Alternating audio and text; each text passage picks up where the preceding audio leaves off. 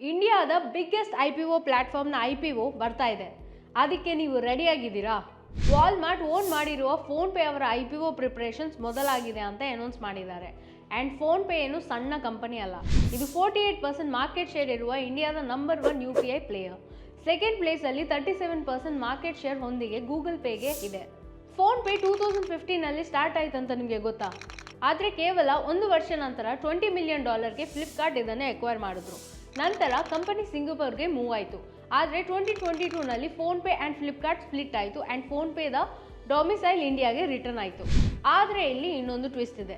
ಯಾವುದೇ non bank UPI app 30% market share ಮೇಲೆ ಇಟ್ಕೋಬಾರ್ದಂತ NPCI ಹೇಳಿದೆ.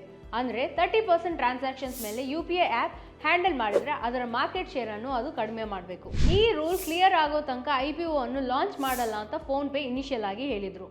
ಆದರೆ ಈ ರೂಲ್ 2021ನಲ್ಲಿ ಎನ್ಫೋರ್ಸ್ ಆಗಬೇಕಾಗಿತ್ತು ಆ್ಯಂಡ್ ಇನ್ನೂ ಡಿಲೇ ಆಗ್ತಿದೆ.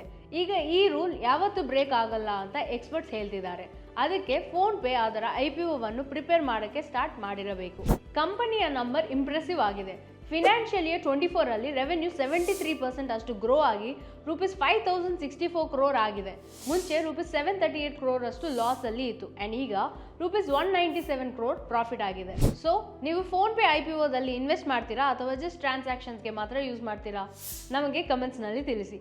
ಈ ವಿಡಿಯೋ ನಿಮಗೆ ಇಷ್ಟ ಆಗಿದ್ರೆ ಲೈಕ್ ಆ್ಯಂಡ್ ಶೇರ್ ಮಾಡಿ ಮತ್ತು ಇದೇ ಥರ ಹೆಚ್ಚು ಅಪ್ಡೇಟ್ಸ್ಗಳಿಗಾಗಿ ನಮ್ಮ ಚಾನಲ್ಗೆ ಸಬ್ಸ್ಕ್ರೈಬ್ ಮಾಡ್ಕೊಳ್ಳಿ.